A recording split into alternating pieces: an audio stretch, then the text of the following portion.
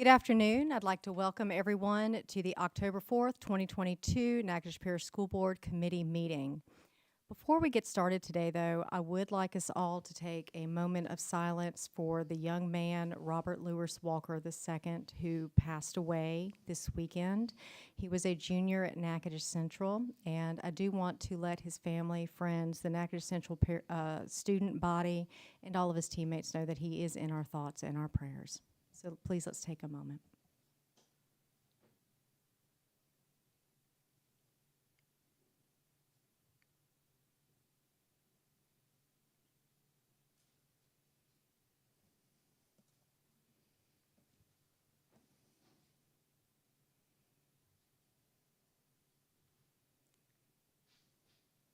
All right, thank you, everyone.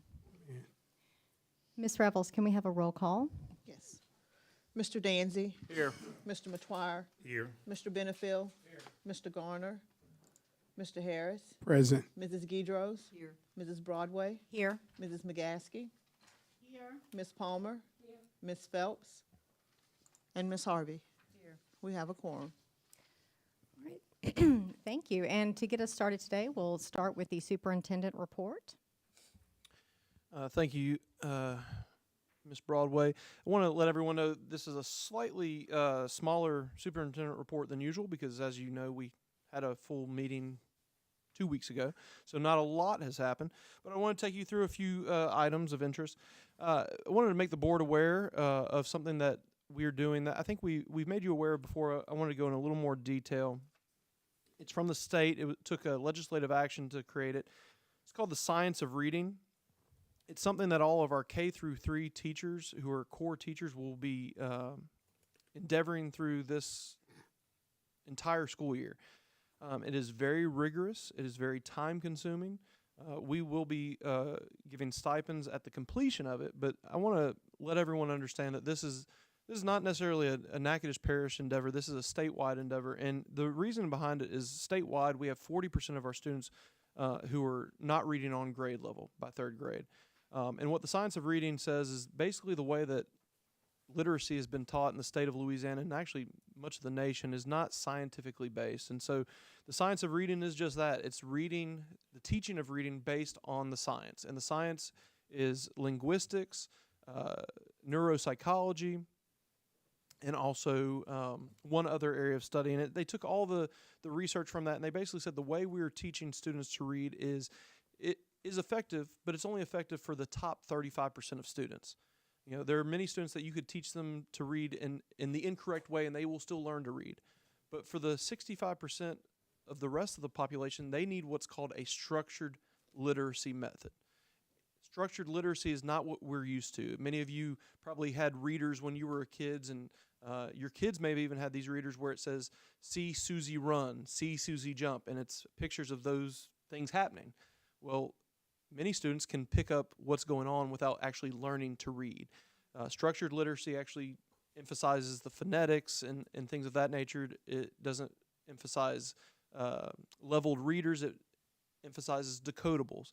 This is very new to a lot of our teachers, so we know it's a rigorous, time-consuming endeavor that they're starting, but this is something that's going on in the state of Louisiana. I want to reassure you we are giving our folks stipends for doing this work because it is a lot of work.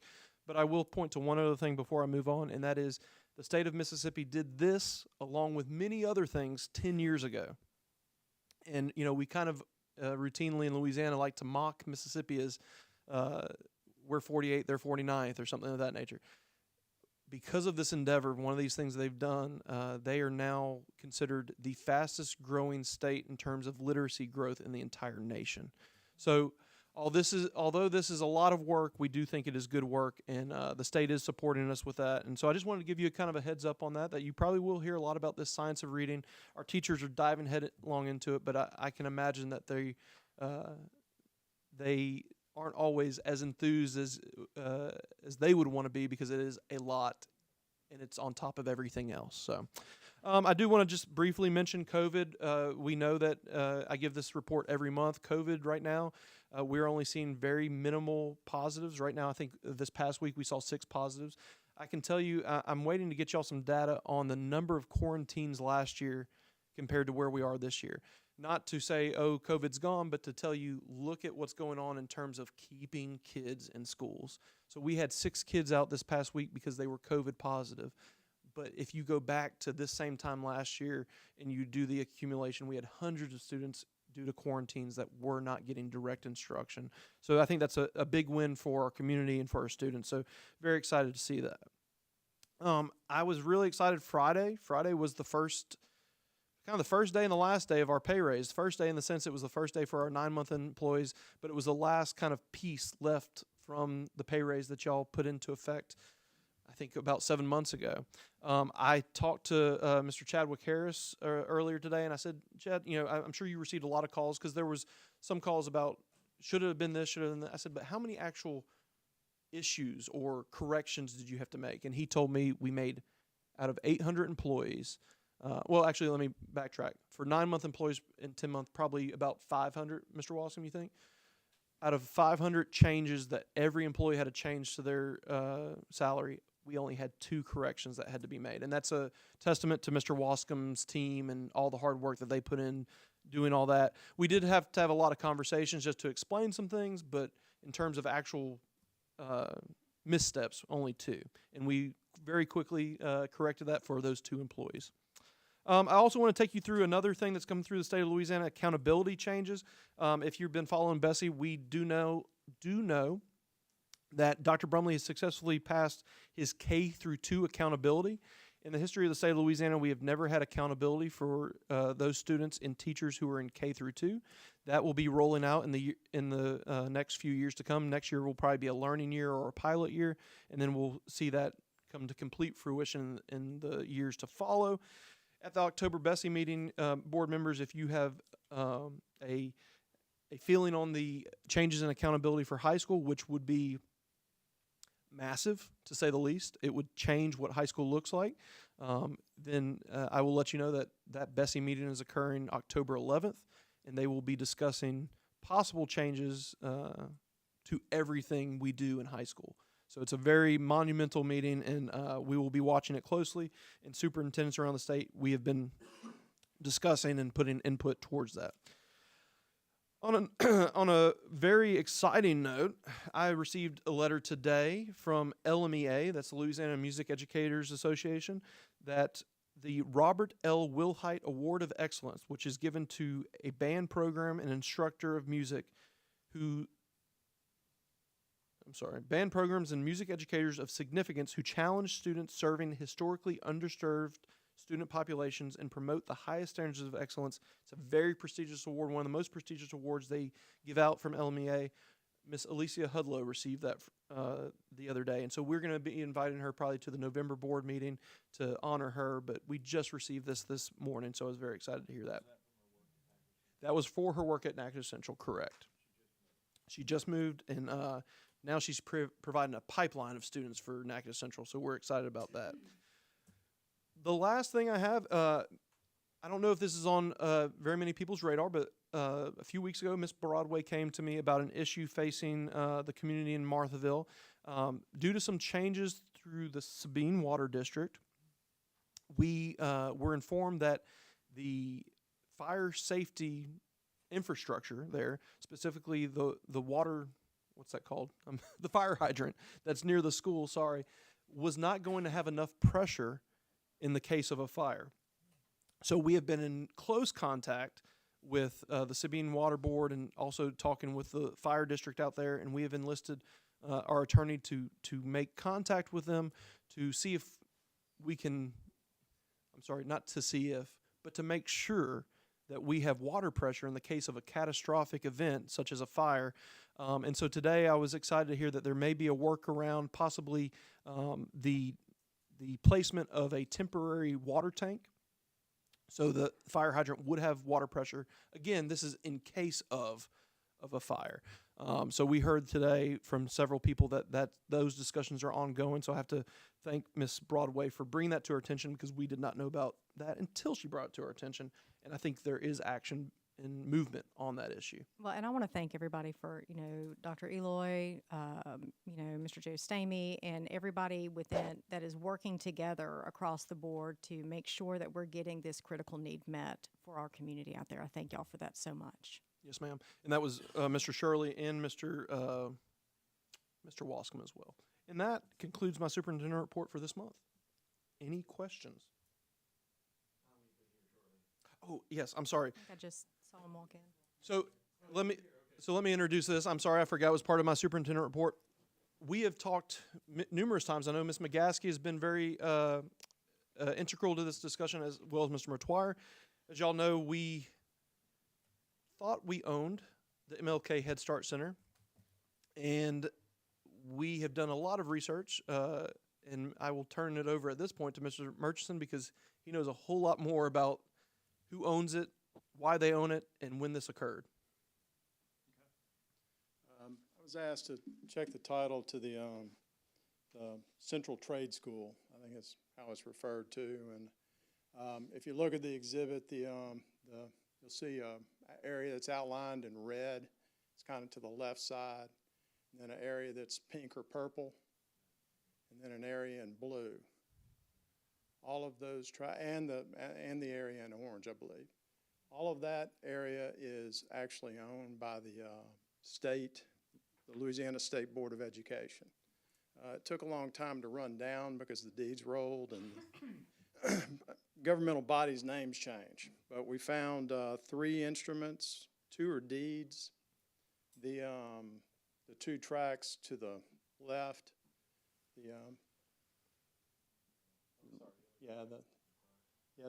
the red and the pink or purple were conveyed by deed to the state in 1955, and at the same time the blue was conveyed by the school board to the state by donation. And there's no transfers out of the state. The title's still held by the state, and I was copied with an email from the state. They pretty much have acknowledged that they own it. They did note that in the donation from the school board, there is a provision that says that if it's no longer used as a trade school, that the state will transfer it back to the school board. I don't think that means you have to take it, but it did provide that if they no longer use it as a trade school, that it would be conveyed back to the school board. And to add on to that, I've been talking to Mr. Trey Foles, who is our touch point between superintendents and Dr. Brumley. He's been in contact with LDOE lawyers. He's the one who provided the information that, in fact, it is owned by them. I have made him very aware that no matter who owns it, that the community is very much in favor of something being done with it. Specifically, I've conveyed what Ms. McGaskey has asked and what everyone has said the same, that something has to be done with this building because it's all the problems we've talked about. So the discussion we had no farther back than 2 hours ago with Trey Foles and everything, is that we are going to help support them from the Natchitoches side to give them the information they need to be able to move forward with whatever they want to do. I do not believe they want to hold on to it in the current state, but they have to basically go through the process we kind of went through over the past few months. There is another piece of this. In 2011, Act 139 of the legislature at the time allowed for the sale of this property or donation or transfer from either Natchitoches Parish schools, if we owned a piece of it, or Louisiana Department of Education to the police jury. We have no record of that ever actually occurring, although we have made Parish President John Richmond aware of that in case they want to utilize that act.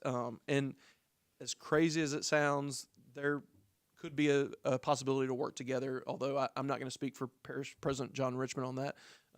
There's just a lot of layers to this.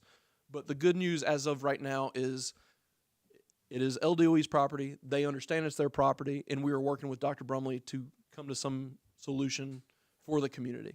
I'd like to correct, Tommy, tell me if I'm wrong, but the property in red and purple and blue, and this little sliver right here is the Correct. is LDOE.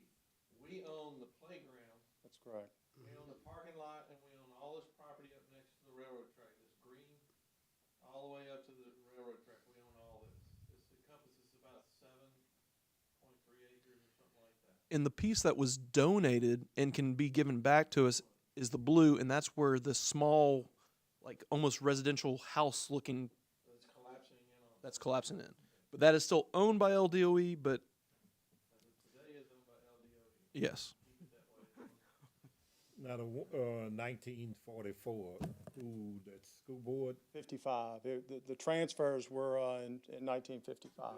the yellow one, not the yellow, the orange color one, who is, I think that was included. There were, the school board acquired all of those tracks, the blue and those below it, in different transactions.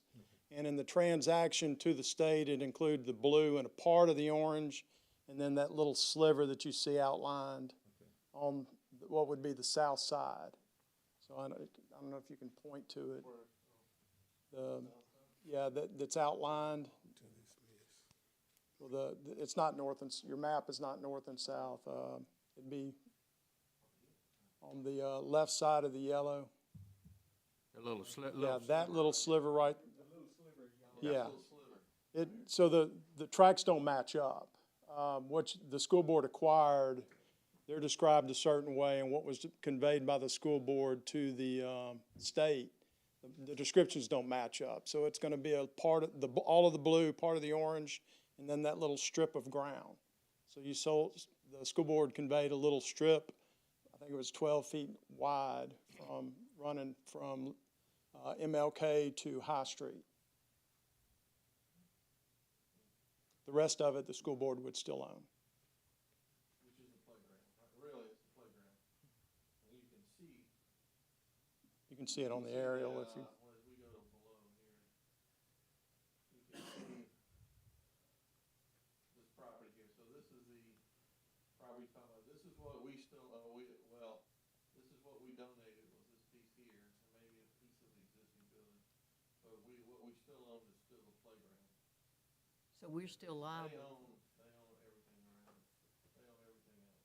Including that old building beside the daycare, the main building, you know, the old building that's about to fall in, all that's, Yeah, the white building. Yes. Right here. Yes, they still currently own that, but that is the piece where they had the caveat to give it back to us, but none of that was ever given back to us.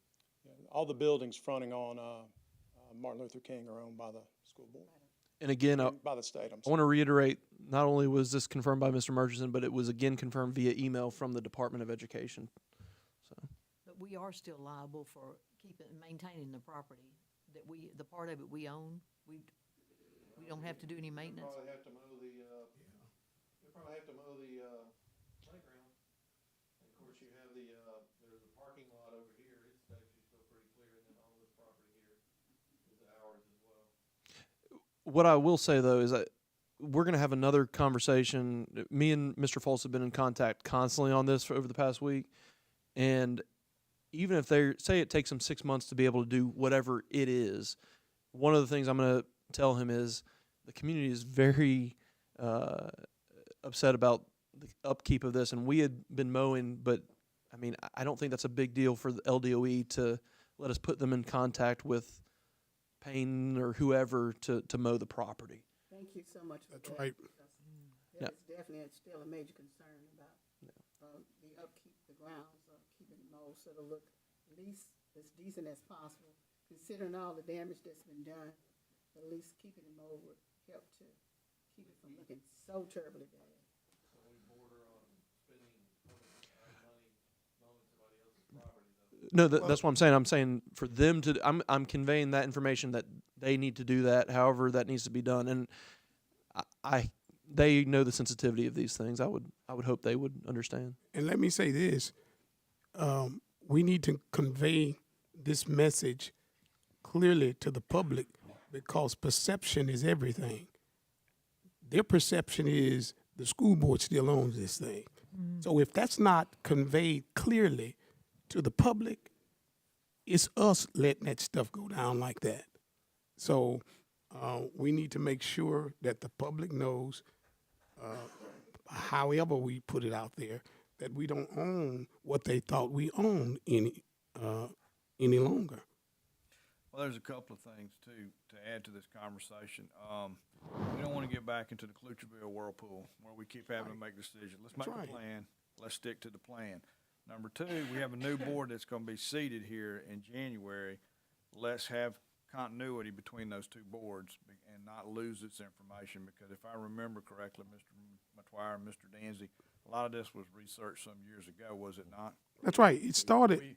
And so we've lost that. And so now we're back in this arena. Let's keep some good notes. Tommy and I know what that looks like. He spent hours poring over some stuff for us some time ago, not school board. So let's keep those notes in front of us. Let's make a plan. Let's stick to it. And the property that's classified as ours, we need to just go ahead and get rid of it. That way it won't be a liability on us if we can go ahead and clear it up with the playground or sell it as what's on it, as is. We just need to go ahead and get rid of it and let the state deal with their portion. I don't think we need to wait for the state to clean it up, because it might be 2 years before the state do something. Then we still got this property that people is going on and doing stuff on, and then something happen, we're gonna be liable for it. So I think we need to, since we know where our property is, we need to go forward of just putting it up for bids, seal bids or whatever, and get rid of the property, like we planning on doing with the Clutcherville area down there. Go ahead and get rid of it. And how much demolition will we need and abatement will we need to do with any of this property? Well, we won't have to do none of it. Yeah, we don't. See, that makes it very clean and clear. Yeah. Only thing, we'd have to remove the playground stuff, and I could sell it with the playground stuff on it. You never know. Sell it as is. Somebody, whoever buy it, they would have to clean it up themselves if they wouldn't want the playground stuff on it. Mr. McTwire, if you remember the last time we had some, let's say, experienced playground equipment, it was not considered safe. Yeah. You know, things have changed. Yeah. You have to have padded this and bumpered that, and can't be this high. And so, Just get rid of it. Clean property. Well, I can tell you it's either going to be in the dumpster or bid out. yeah, It will not be given. So. that's right. Yeah.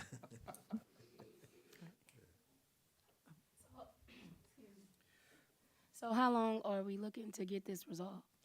So I've spoken now 3 times to Mr. Foles, and I'll be honest with you, everything is very much now out of our hands. They know how much of an issue this is. I've also talked to the mayor and possibly sending a letter together from ourselves to Dr. Brumley expressing how quick we want it resolved. But at this point, everything is pretty much on their timeline.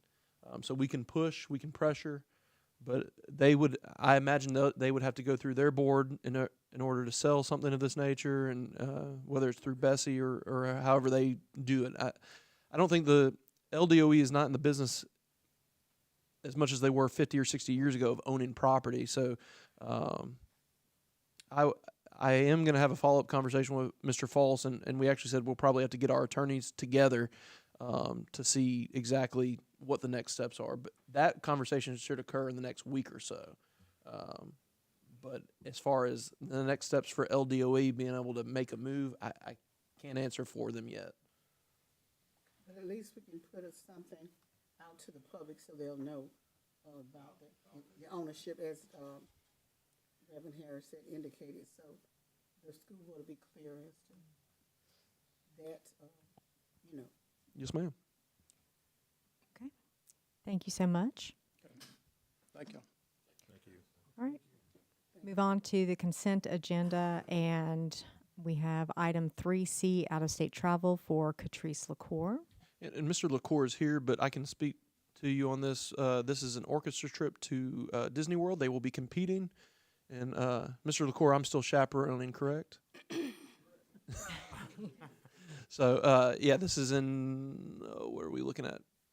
March, I believe. And it's no cost to the board. This is all fundraised and paying out of my personal pocket for a few of them at least. All right, move on to informational reports. Item 4A, transportation reports. Ms. Washington. Good afternoon, everybody. As of right now, we're down 9 drivers. And Friday, we lost 3 drivers, 2 to, they went and got another job somewhere else, not in transportation, but altogether financial reasons, and 1 due to medical, so that put us down. This past few days, I did get a couple of calls from Marthaville parents about a particular driver in particular retired, and her route was we had to send somebody from Natchitoches to cover the Marthaville route that wasn't familiar with the area, but I did talk with both parents and assured them that we actually have 2 drivers from the Marthaville area that go testing over the fall break. So that route when we come back from fall break should be covered with somebody permanent. So, we were able to get an agreement with that, so we're okay with that. Right now, our biggest thing is recruiting. We're having a table tonight out at Nights Out, just with the public. Anywhere that there's a public function, we try to get out and recruit, along with the Natchitoches Central football games. We're recruiting there as well. But once again, if you guys know anybody that may be interested in it, send them our way. Go on echoride.com and do an application, and from there we'll call them in and take it from there. But like I said, right now our biggest focus is recruiting. Okay. Any questions, anybody? No questions. I just wanted to say it seems like we're having a big turnover with ECHO, and I'm just from the information we're receiving on a monthly basis. It just seems like they're getting their CDLs, getting experience, and they're moving on. And as you said, it has to do with financial reasons, so that could have to do with pay. Yeah, we're actually corporate is here, and so we're having meetings and different things, try to see what we can come up with to keep people here. But that is top priority, just to make sure we ensure people, to want to stay and be here, So since you're down drivers, are other drivers having to double up? Yes. And it's not really, like for instance, we have, like in the Campty area where we lost a driver, instead of 1 person, we have the cumulative of them all, getting a section of it, so it won't take so long, it won't add so much time to 1 person trying to cover that whole route. It'll, maybe push their routes back 10 minutes, so it won't be just a long route in general. Anybody else? Okay, y'all have a good evening. Thank you. You. All right, item 4B, child nutrition update. Ms. Hicks.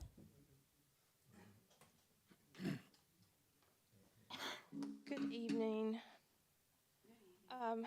We had a really nice claim in the month of August. It was right at $390,000, and I was talking to Mr. Chad Harris today. That's already been deposited in our account. Our average daily attendance for lunch was 33,654 students each day, and we've got about 1,900 eating breakfast with us every day. That's an increase. That's 531 more students than we were feeding lunch last year on an average, and an increase of 450 for breakfast. So that's great. Great news. The kids are eating and seem to be enjoying the menu. We are still having some supply chain issues, and as you know, if you go to the grocery store, everything is expensive. Well, it translates to us as well. With that in mind, we are working on getting some dishwashers in place so we can cut down on our paper goods bill, and I think that's going to represent a real savings to us. So that is in the works. We're working with maintenance and with AutoClore to get those going. Also, we received our 2nd installment of supply chain assistance. This is not on my report because I just found out today, but that was an additional $115,000 from USDA. It's siphoned down to us. And I also found out we will receive a third installment. It should be about half that amount, and it should come to us about the first part of the year, the new year. So that's great news. And just to remind you, those funds are used for anything that is like fresh fruits, vegetables, things that are not very processed. So we can use it for milk or any of those foods. So that is very helpful to our grocery bill. Yes, our milk situation is wonderful, wonderful. Do you guys have any questions for child nutrition? That was gonna be my question. Your vendors that you swap back over to, they're all working out? It has been perfect. Perfect. Thank you. Thank you. All right, item 4C, personnel report, Ms. Page.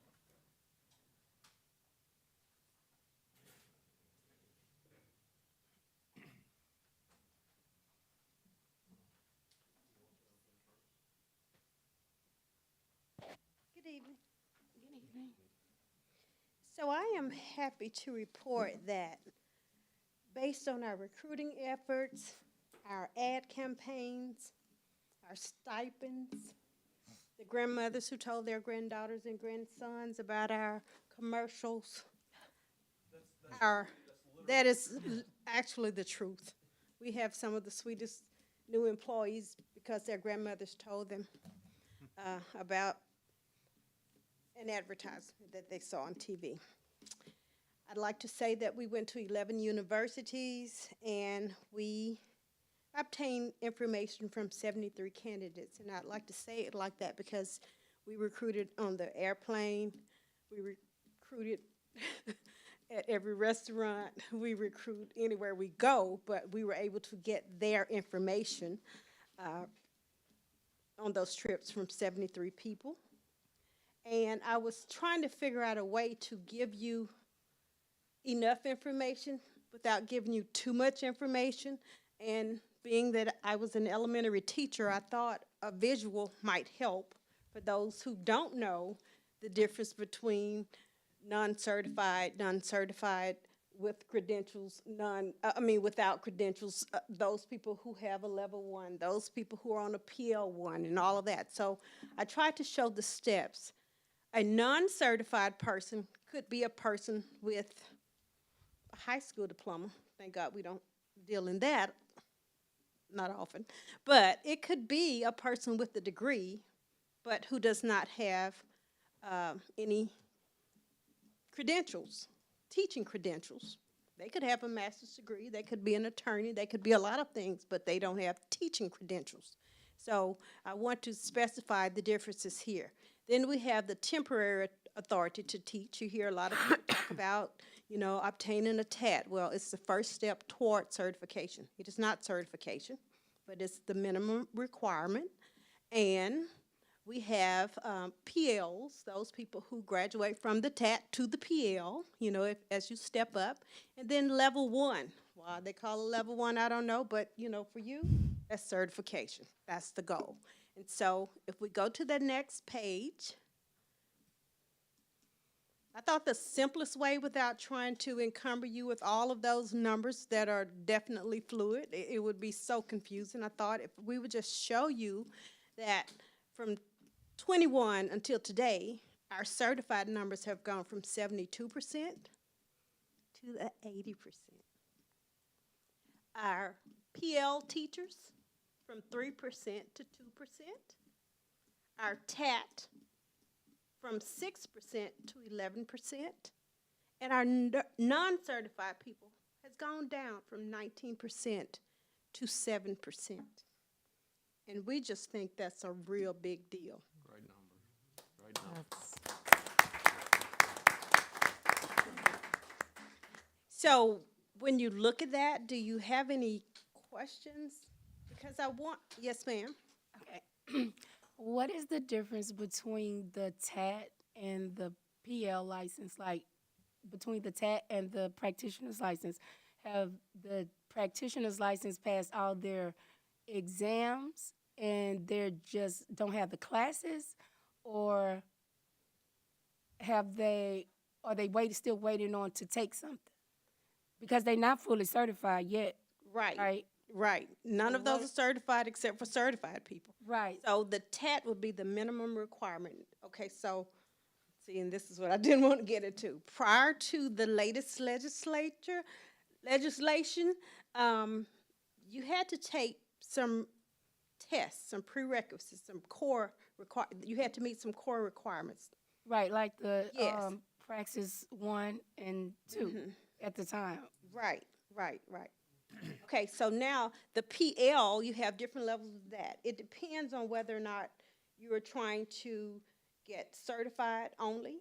It depends on whether or not you're trying to get a master's degree. So the PL is a step above the TAT. It means you're in classes, you're taking classes, you're doing coursework. But you're finished with your tests, Yes, exams. yes, Okay. yes. In some cases. That's why I say I really, For it's instance, very. and let me give an example of where In this some gets cases. squirrely. Recently, one of the pieces of legislation is you can have a master's. We'll put you on either a TEP. We didn't even get into TEPs or a PL. I know that. Don't worry about TEP. Yes, We'll put you on one of those or a PL, and you can have a master's. yes. And as long as you are effective teaching for 5 years, you're automatically certified Without what? The test? without any of the tests. That just happened in this past legislative session. So we had no. No. And so this past legislative session was the most consequential in terms of teaching certification probably since teaching certification was a thing. Yes. And so they did the legislation, but we're still seeing how that's resulting in policy changes. So It should have been retroactive because of the fact of us losing so many teachers, you know. So it should have been. You did say if they have a master's in after 5 years. masters in their so say you don't, I don't know, say you got a master's in math. I don't know a lot of people who did that, but a master's in math, and you say, I don't want to take the praxis, I don't want to take any of those tests, or you struggle with those tests. It'd be hard to imagine someone who has a master's in math struggling with those tests, but you just don't. English board, they had. Perhaps. Well, the praxis core isn't even an issue, but say you just didn't want to go through that. As long as you're effective for 5 years, you're certified. Okay.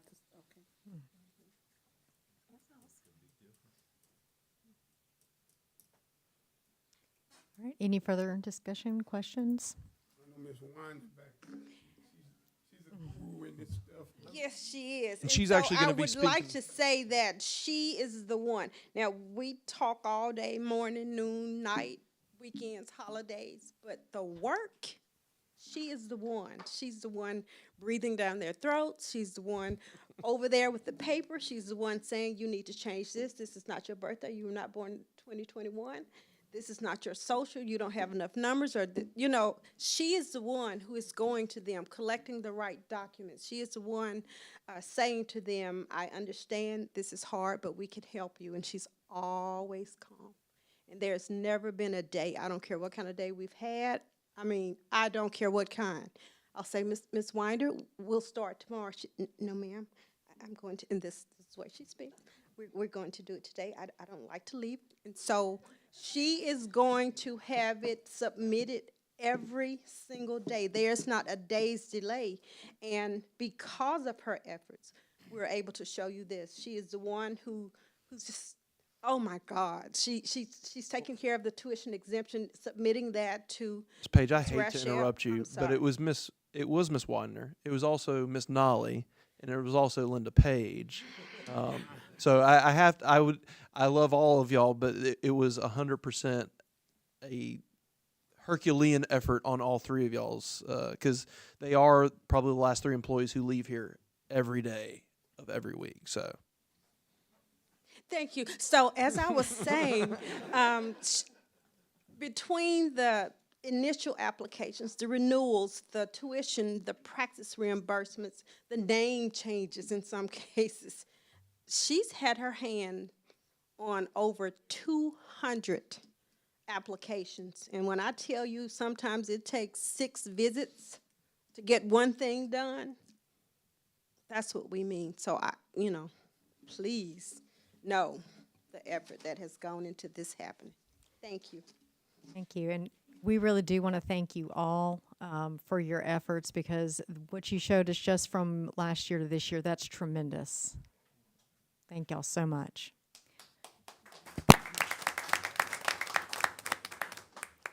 All right, item 4D, receive budget update. Mr. Wascom. Okay.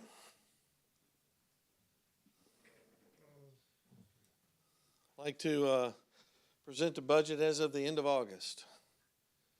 Y'all note that there's an extra $1 million in revenues, an extra about $800,000 in expenses. This is revenue coming in to cover the increased costs from the state. The state is giving us more money to cover the $1,500. Also, we have more revenue coming in. Also, the increased cost is mainly in payroll, employee benefits, and all that. Do you see that salaries are higher than benefits in column 3? Well, that's because we do all the payroll for July and August in June, and that's when it's posted. But the benefits catch up now. So that will change at the end of September. Those numbers will start to flip and invert. But are there any other cost here? The $300 and some odd thousand that Child Nutrition was reporting a moment ago has not been posted as of the date of this report.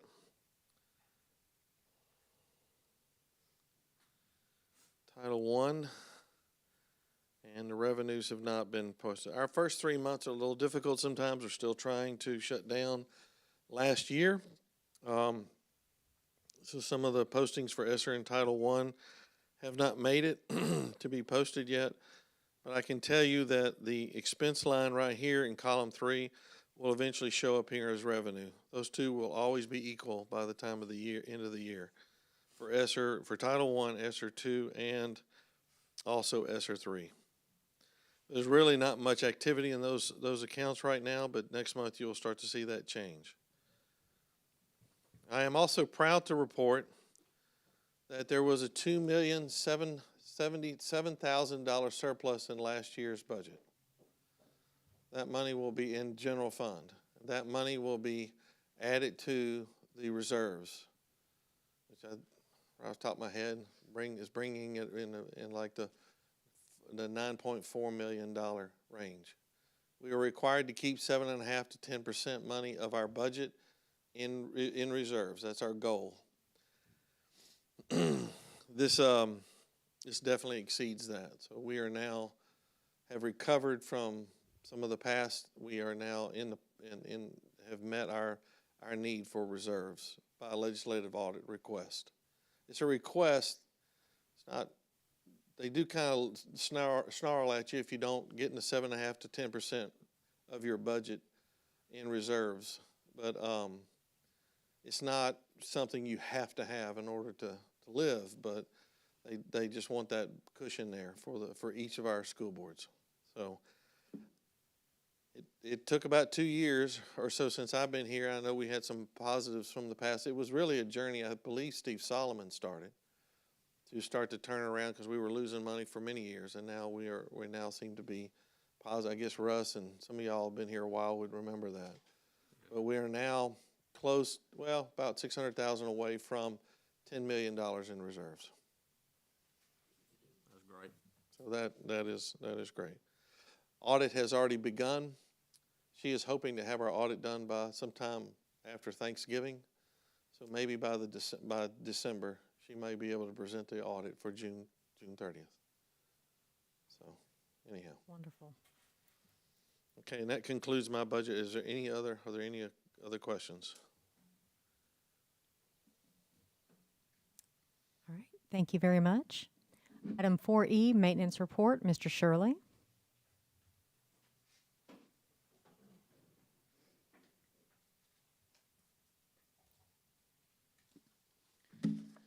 How are y'all this evening?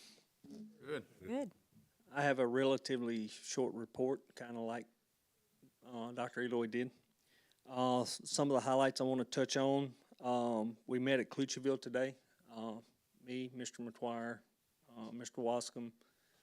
We are actually having a surveyor come out to survey that property so we can make the proper bus turnaround. We're adding some new LED lights out there for after dark, so everything's lit up for them, so they're a little safer. I don't know when that's going to be surveyed, but we're working on that right now. They're crushing the concrete out there to make the rock that we're going to actually use to basically pave it with. At Lakeview, we hopefully will have the culinary arts dish machine in by the end of the month. It's being delivered out there tomorrow. The electrician will meet with us the Monday after our break, and he will get started running the electrical, and then we will have the dish machine people come in and actually take over that and wire it correctly and do all the plumbing. Natchitoches Central, we have 3 poles left to set for the parking lot lights. We had that marked yesterday, finally, where all the gas lines are, so we know how to miss them. They starting on that tomorrow to drill those holes.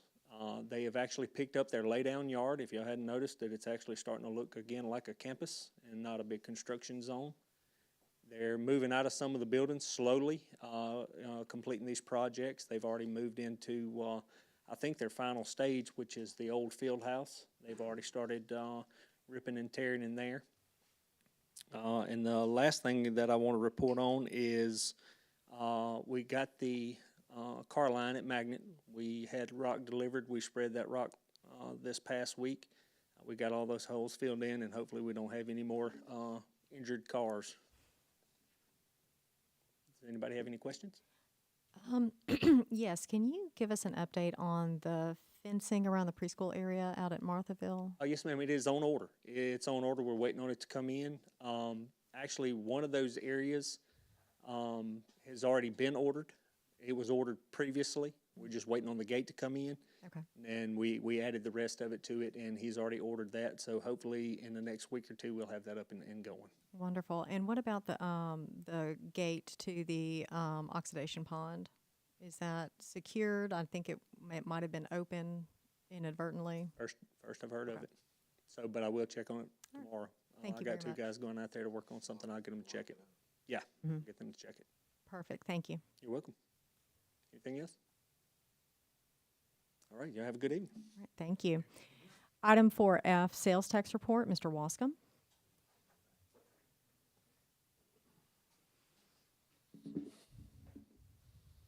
Well, I'm very thankful to have good news. All right, so we're just going to do my usual where I can go to the bottom here. The last 3 pages are anything of real significance here, so that's the 3rd page from the bottom is saying if you'll notice right here, 4.86% growth. That is September over September. If you go to the next page, for the year ending the first 3 months, the first quarter of this, it's 6.82% growth for the first 3 months. So a little bit less than 5% for the month of August. Well, they call it the September, but it's August collections. And then, but for the first 3 months of this year, a 6.82% growth in sales tax. So that's real good. And then this is the interesting up and down with motor vehicles. Motor vehicles will be down 22% and then up and then down and up. And it's all over the place. Depends on how many cars you got to sell. It's just it's just all boats too, right? Boats and stuff. So, but that's it. It's the sales tax are still looking strong. Once again, I keep saying this, but if we do really well last year, it's hard to beat that by these percentages the next year because it's just going to get harder and harder as these numbers keep going up. But they keep going up, so I'm real happy about that. It really makes the budgeting easier. So that concludes my report unless there's any other questions. All right. Thank you very much.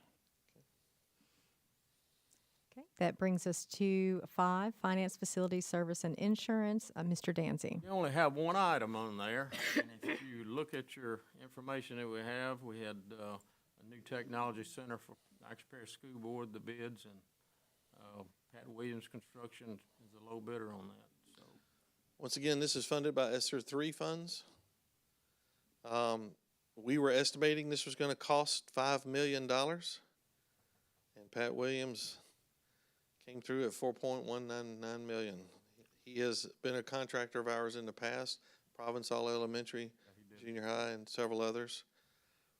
So after reviewing it, this is a note from Perry Watson. After looking over everything, he recommends Pat Williams Construction as the low bidder to be the one that we award the bid to.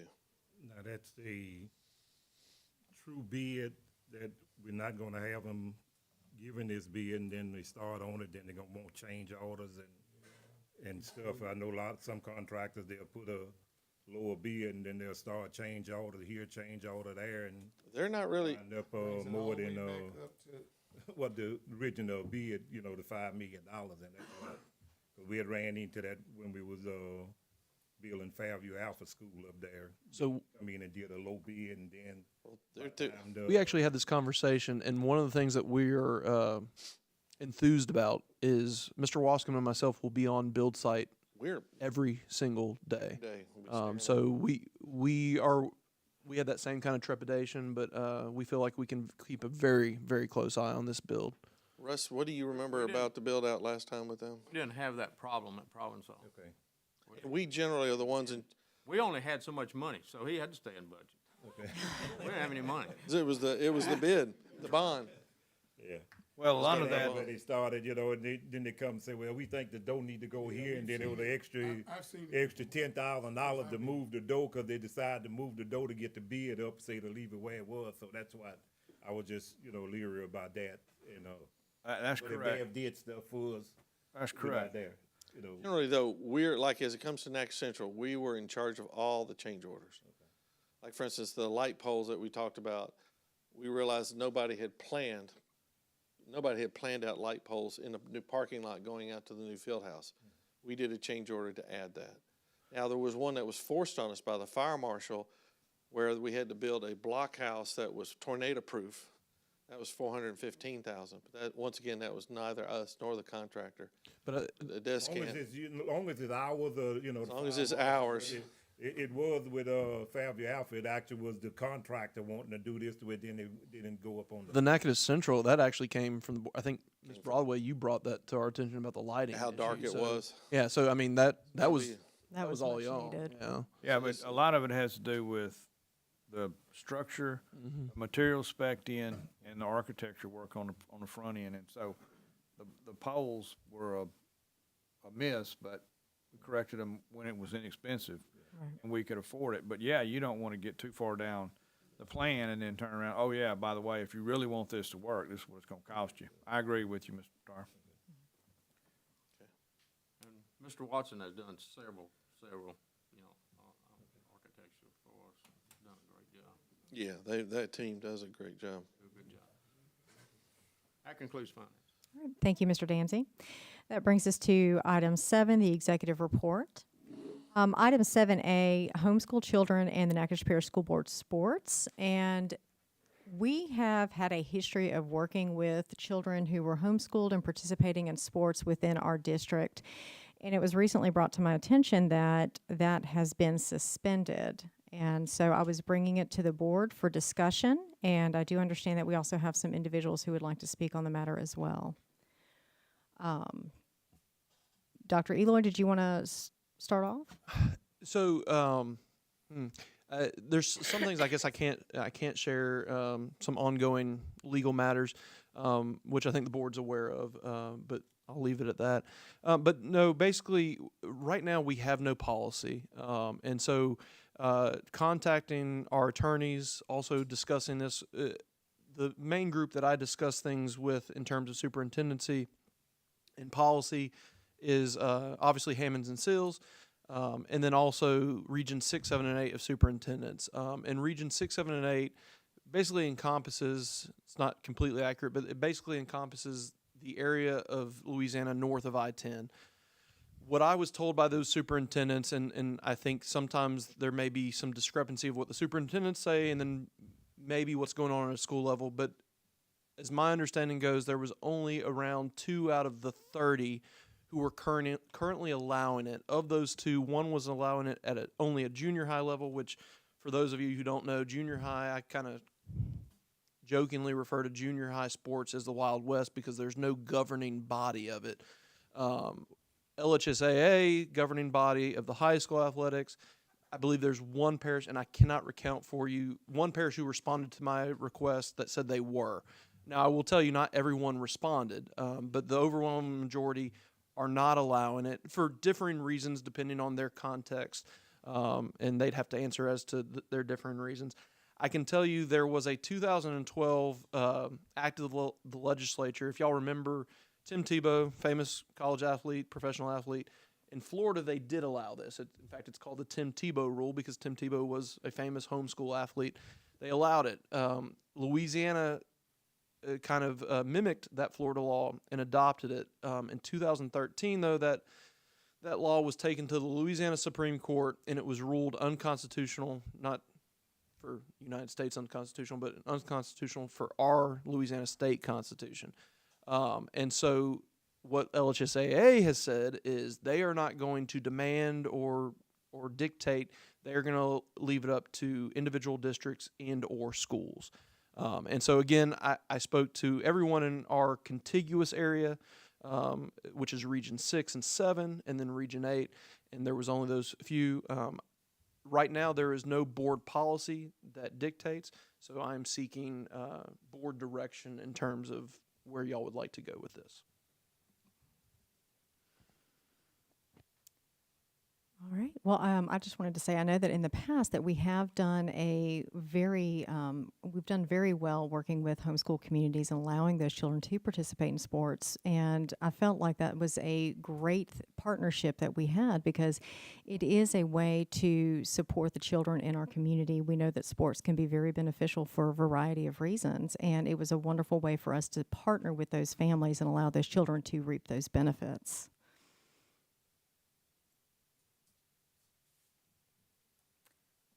Well, if we don't have any further discussion, I am going to ask, I do have 3 individuals who have filled out response cards to speak on this item, and the first one is Kristen Prosell. And Ms. Prosell, and to the rest of you who have filled out cards, just a reminder that there is a 3-minute limit. And are we going to have the yield time? Thank you, Mr. Wascom. I've got the clock back here. Oh, okay. Where is the clock? I was going to set it on my phone just to make sure. I have one right here. Okay. Provided. Can y'all hear me just fine? Okay. I've got it. Thank you. I would just like to say good evening. My name is Kristen Prosell. I am a Natchitoches resident here. I'm a mother of 4, 3 of which are school age that I educate through the home study program. I'm aware that your focus is primarily that of public school children, and I know that that disqualifies those of us here that do not fall into that category. But I do believe that you wouldn't be doing what you do and the hours of sacrifice and the passion and the decision and stress if you did not have a heart for the future of all youth. So I ask you to please just hear our request. We prayerfully chose my family to withdraw our children after a growing concern over the limited curriculum options that the school districts are reimbursed for here in the state, and I understand that y'all's hands are tied with that. There has been a significant rise in homeschool students. Currently, 33 states, including Louisiana, do allow homeschool students to play public school sports. Just like Mr. Eloy said, Tim Tebow was a homeschooled student athlete that became an NFL quarterback after his public school in Pennsylvania allowed him to play. He was the first homeschooled student to be nominated for the Heisman Trophy. It's no secret the benefits that come from team sports. I could give you a list of and provide you with school coaches and teachers that, like Ms. Broadway said, have talked about the benefits of intermingling these children. Thankfully, though, I am blessed to educate my children at home. I know them best. I know their learning styles, their strengths, their weaknesses, and I am able to instill our family values and our faith with them at home. We can still present GPA and attendance, adhere to same discipline policies. They can try out whether they make it or not. That we can provide private insurance. We can provide it transportations. Our families are involved, so volunteers would also benefit your programs. A sport develops a child in many different ways. Teamwork, team building, trust. I don't have to tell you all of this. Perseverance, self-control in high-stress situations. And I understand that when our children are not enrolled, that means you don't receive funding. But our families do still pay property taxes, in which those property taxes, in part, I know are used for the building and repair of equipment and athletic fields and such as that, but our children aren't being allowed to utilize that. To be allowed to play for their zone schools would allow them to use those that the families are helping pay for, and it would also provide a better showcase of all of the talent in the youth that we truly do have locally. When we as a family made this decision, we had a history, like Ms. Broadway said, from when I was a child of homeschool kids always playing. I grew up in Natchitoches. We always had homeschool kids in sports. And I believe that you as the board strive to do the best for the children. And I believe that you're people of faith and that you want to continue on. So we just ask you to consider us when you vote on Thursday. Thank you. Thank you, Ms. Prosell. All right, next we have Ms. Brittany Prosell.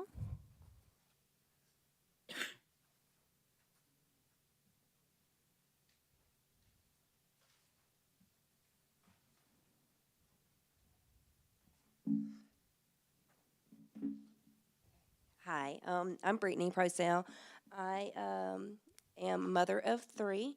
I'm coming at a different viewpoint as Kristen, is that I actually have a high schooler at Natchitoches Central, and then I also have a 5th grader that we are homeschooling, doing the homeschool program. There is very much, I am 100% for education. I have my master's. Probably not done. I love education. It's very important to me. It's very important to my children and our future. So I take this very serious, very serious. So my 5th grade, I decided this year to take him out of public school due to he has dyslexia. He has been a struggle bus. The program that you spoke of at the beginning, I kind of cried, honestly, back there, because he was unfortunately missed. He struggled. He is brilliant. As long as he gets his reading accommodations, he scores advanced and mastery. But the reading. And in the public school, he just was at a very big, nothing against our teachers. They are so pushed, and I'm a parent that are in the school, supportive, 100% after school, during school. So many kids, they could not provide the things that he needs. He's a hands-on learner. Those things are not able to be gotten or be obtained in the public school that he was at. Again, nothing against our public school, because I have a 9th grader that plays Natchitoches Central baseball and is thriving and loves it and is perfect for him in this moment in his season. But what I do know, that's not the case for my 5th grader. And what I do know is my husband was the magnet baseball coach for the past several years. I've helped with softball coaching at our schools. We are very involved in the city in the sports. Sports are very important to us as well for multiple reasons that Kristen had explained. And we have been able to invest in not only our children, but other children as well in the sports atmosphere. And it burdens my heart that my son, who struggles already in the school department, in the school realm, could possibly be limited in playing sports in public school because he wasn't being able to meet his potential in that setting. It hurts. It hurts because it's so important to build their future, to build teamwork. The greatest relationships I have is through the teams I was on in high school. it just doesn't fit my youngest. Please consider that whenever you vote. Thank you. Okay, and now we have Dr. Laurie Rodriguez.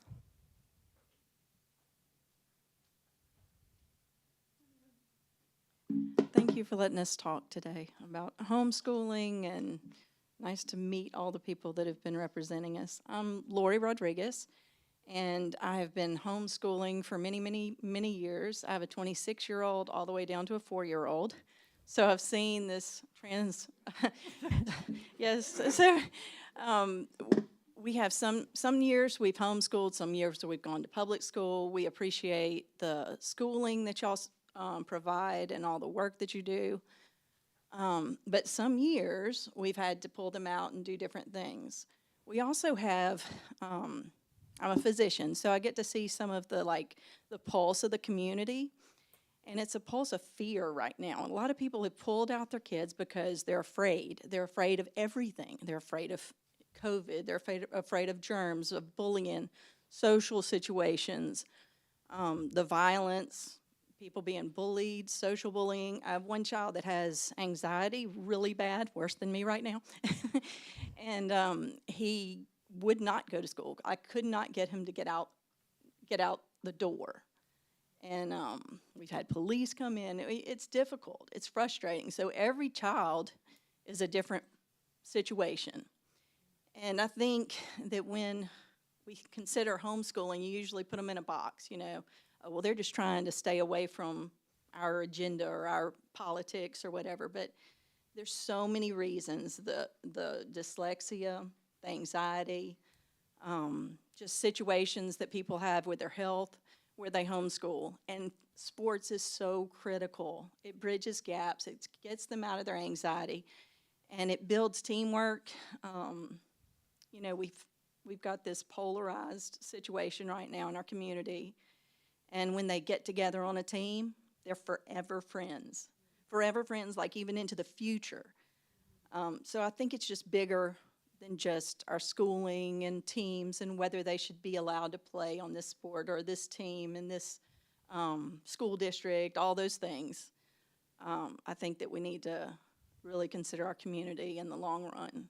That we need to be united, and people that are homeschooled for different reasons should be included, just like we try to include everybody, even the people who are disabled, So I think that's part of it. And whatever we can do, we're homeschooling right now, some of ours and some of them aren't. But the homeschool community would like to have access to sports as well. We'd be willing to follow whatever rules that is. Thank you. Thank you.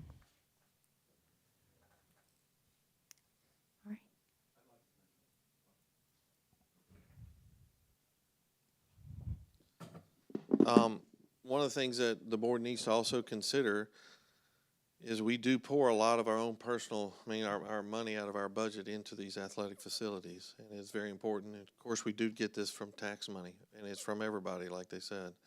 We do not receive MFP money, which is about 45% of our total funding from any of the children who homeschool. But we are going to need to consider seriously the liability issue. I don't know, without getting Joe up here, putting him on the spot, to speak to the issue of liability. Obviously, if you're playing sports, you can injure yourself. And we've had volleyball, twisted ankles. We've had all kinds of, I think we had a broken bone or two. I thought private insurance covers that. To a limit. It does to a limit. But if you had a serious accident, or more catastrophic, it's going to be on us. What's the difference between our students and a homeschool student? Like, what would the difference be? We get total funding on our students. We get partial funding on the total on the students. The athletic facilities is one thing that we spend a lot of our money on. I just want y'all to be aware that we don't. 45% of our funding comes from MFP, and the MFP is per student. So, like, God forbid something happens to a homeschool student, what is the difference in like the financial difference in something happening to a student that's enrolled in our schools? Most of these athletic policies that are purchased that are private have very small limits. In other words, they might take it to $10,000 or $15,000. If you had somebody who was paralyzed. Are you talking about like, if we get sued or something? That's what I'm trying. Well, actually, Mr. Walscombe, sorry to interrupt, Ms. Tankia, but recently, because of this exact issue, not with the homeschool, but just in general, the fact that a lot of these policies do not take action in a catastrophic situation. So we as a district, Mr. Wascom went out and purchased additional coverage for those catastrophic. It's only our kids. So that's what you're saying, that's only for students in our district? Our district, would they give me a student, we give them a student count, and they multiply it times a certain number. All of our students no longer have to purchase their private policies. Every student that is currently a member of the school board is covered. So for that, and that basically covers minor things like twisted ankles, broken bones, x-rays, different other little things, some basic physical recovery. The children playing on the field and no injuries, I'm all for it. Once again, this is an issue of liability if we do have a football neck injury or we have some sort of something serious.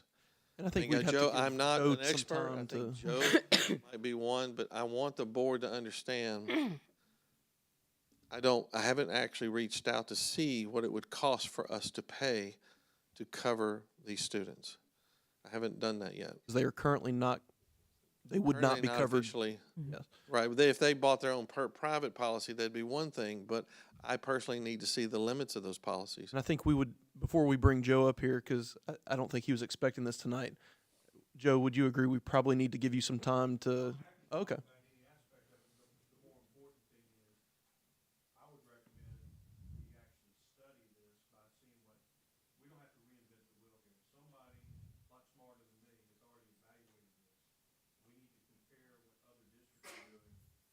Bless you. Bless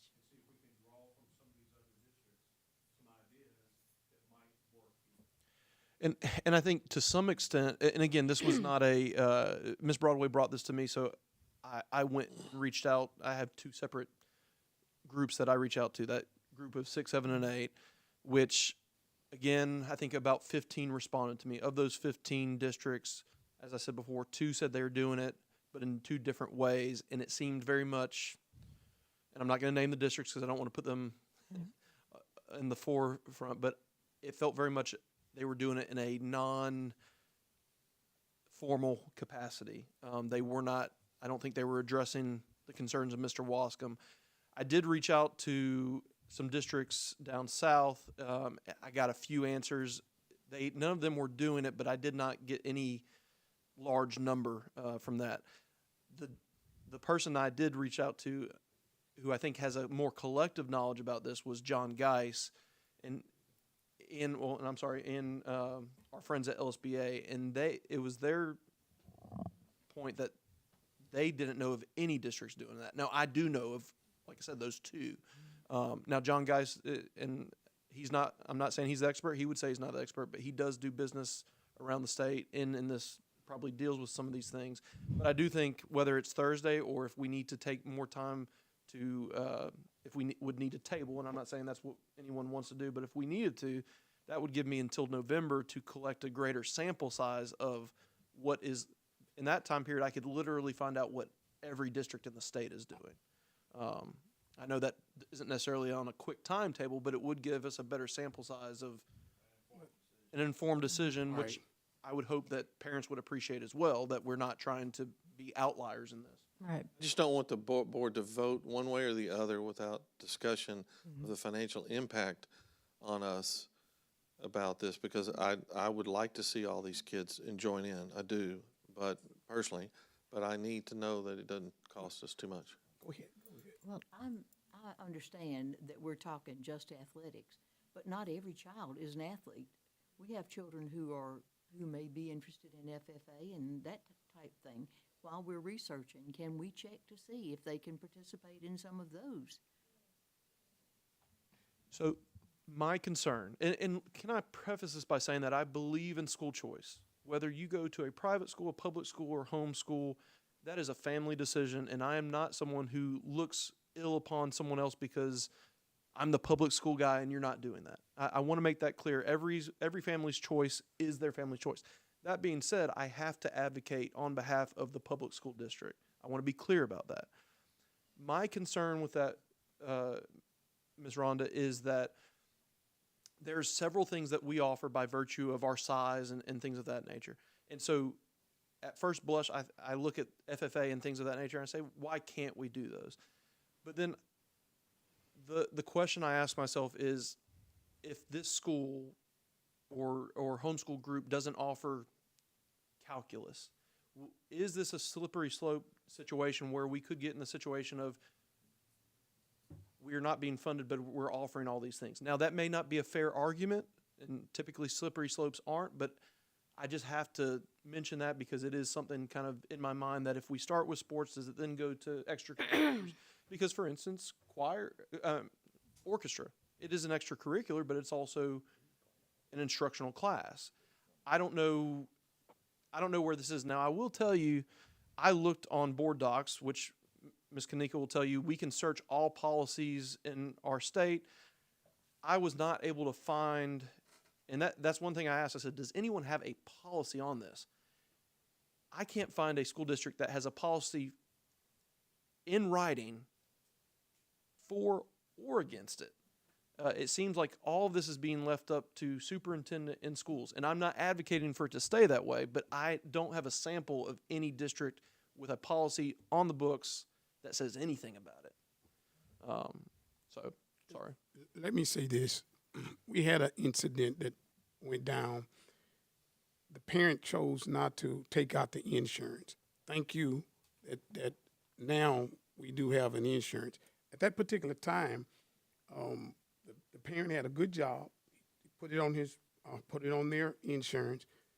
That deal for landing that helicopter on that field turned out to be around $50,000. Wow.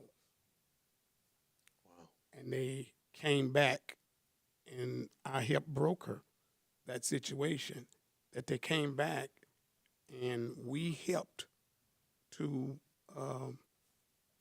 supplement what their insurance paid out. Now, with that being said, I think it does come back to talk about liability. I'm all for, working together to see how we, like you said, you came and put something into place. We may have something that we can put in place. But I'm telling you, it's one thing to just say, let's do it. But it's another thing when it comes to liability. We need to make sure that we study it and make a good decision on all parts. The one other thing I'll say, I think the first Ms. Procell very eloquently put that, and I appreciated her statements that they would abide by all the policies, and I appreciate that completely. But right now, a lot of those policies say things like you have to present a certain GPA and so many credits. Right. One of the things, and it's a small issue, but I do think it's an issue that the board needs to consider, is when we say that at Natchitoches Central you have to have this many credits or this GPA to play sports, we have very much control over that because we have a pupil progression plan that dictates all these things, that you'll have these classes with this type of stuff.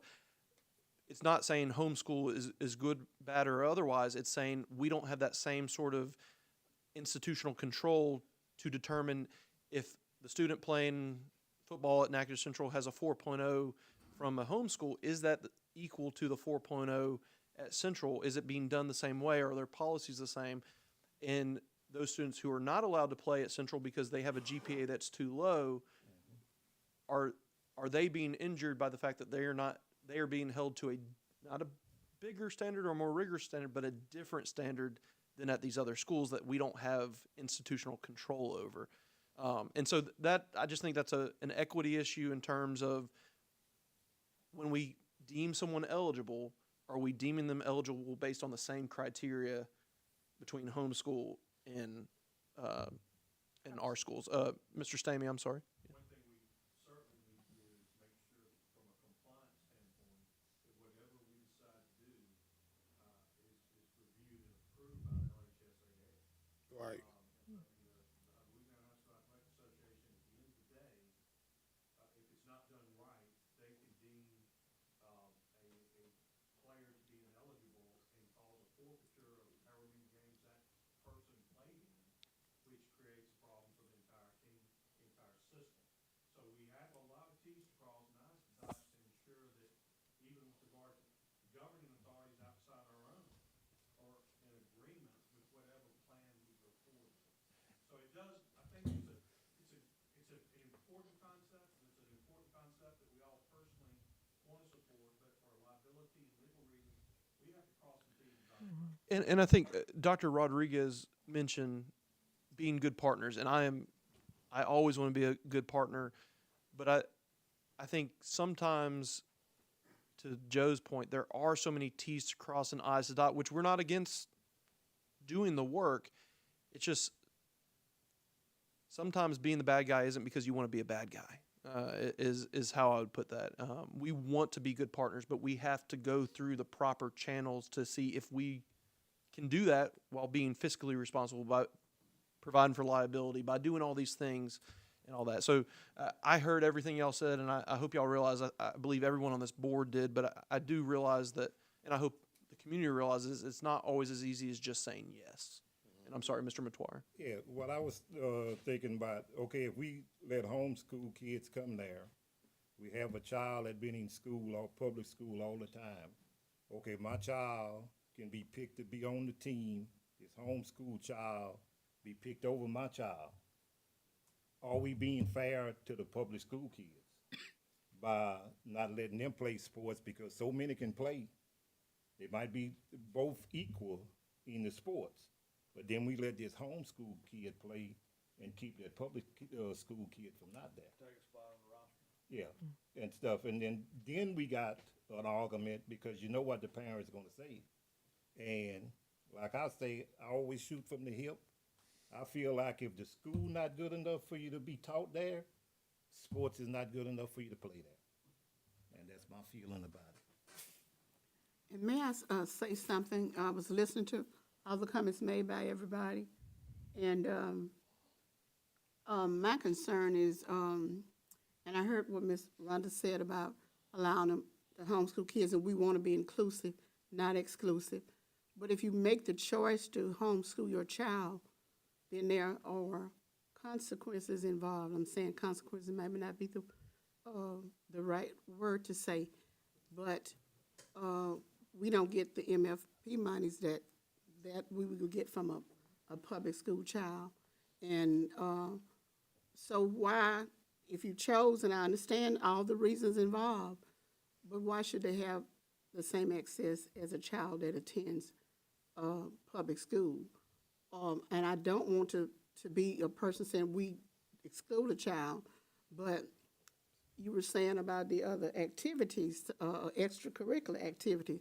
So then you're saying a child that's homeschooled will have access to anything that a child that attends public school, and I don't think that's fair. As said, there are no other schools. There are no other schools hardly in the state of Louisiana that are allowing this. So I think we need to give great consideration. As you say, study it and try to be fair about it, but look at what's, right, what's wrong, what's fair, and look at equity overall. Now, if the kid tried out for basketball, football, baseball, or whatever, they would have to try out, right? Mm-hmm. Yes. Okay. I'm just wondering. I just want to say this. I mean, I agree with everybody, I agree with Mr. Emil also. It's like you have to think about it. It's like if our school is not,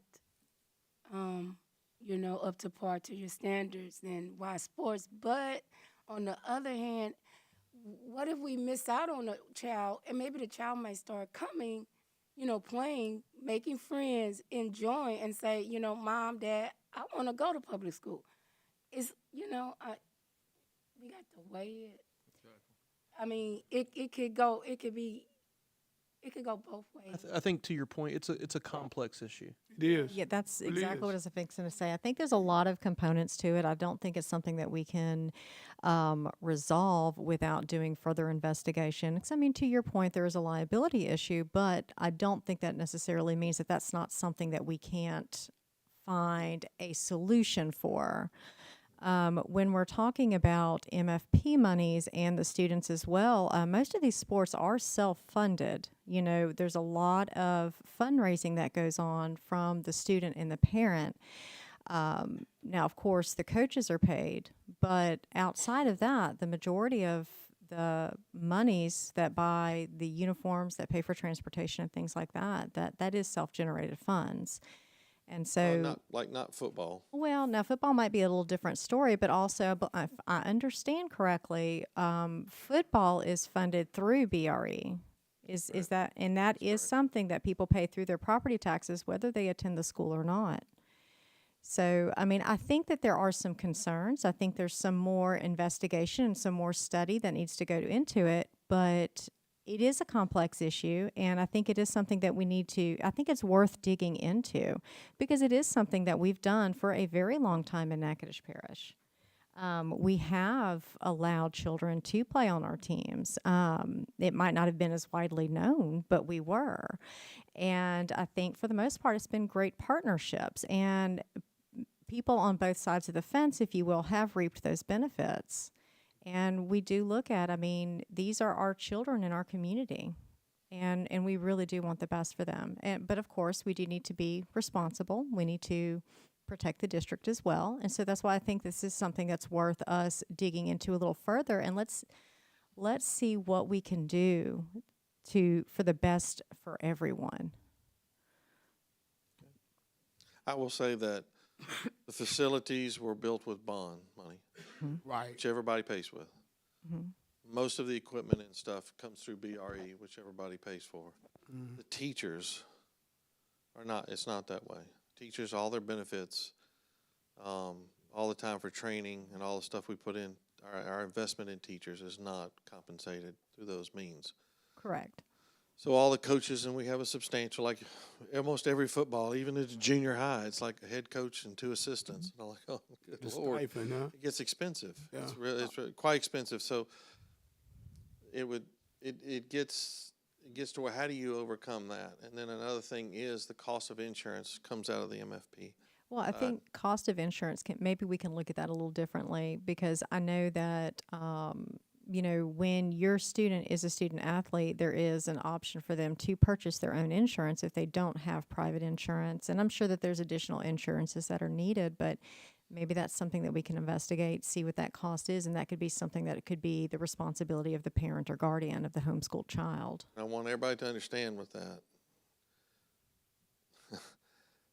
You're going to have to set these limits on these insurance of what we're going to have to buy, because and it can be kind of expensive, because like he was talking about $50,000 to Landa, and that was probably a neck injury, my guess would be. Or Right. what happens is that when you have catastrophic injuries, see, like everything's fine for years, right? Until this one person we're in litigation with, which then shuts everything off. So now what happens is now it's up. And that's what happens. It's not the people trying to do a good job. It's the people who want to. Let's be reminded of that too. Well, and I totally agree. That's what I'm litigation, saying. This isn't a simple issue. I agree. It's complex, but I Everything think it's worth us looking into. And there's credible reasons on both sides, and so I think we need to let's do our research and flesh it out and see where it lays.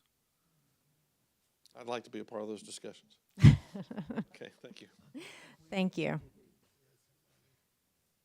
All right. Let's move on to item 7B, the MOU Crime Stoppers. Dr. Eloy.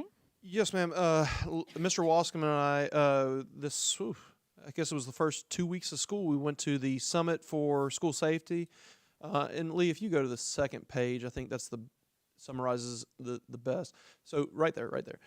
Crime Stoppers is a 501c3. You're all familiar with them. What they're going to do in our case with schools is they have a school app that we could make available on our website. Anyone can download it. We can also put it on all our school devices. And what this allows students to do is to anonymously report, just like you do Crime Stoppers in the community. They can anonymously report being bullied. They can anonymously report, I believe this student, whatever it is. And that goes through a point of contact at the school, which would be definitely the principal, but then also a few other points of contact, so it can't slip through the cracks. We've already designated who those folks would be. I wanted to first have the board allow me to sign the MOU, and then we would start the process, which includes training and things of that nature, but it's pretty straightforward. Just allows us another means to protect our students and allow them to, students today, a lot of times, parents come to me and say, my child has been bullied, and we're like, well, did they ever report it? Well, there's that piece where children don't want to be a snitch, and they don't want it connected back to them, but this allows an anonymous piece. We're not saying it's a silver bullet will fix all of our issues, but it allows another resource to parents and students to address things going on in schools and things going on in the community. It could be, hey, I saw something happen in the community, and I think it could possibly spill over to the school. And I just think this all around is a great endeavor.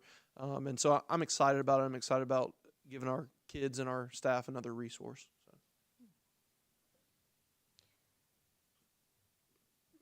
All right, thank you. Item 7C, the CEA City of Natchitoches, Dr. Eloy.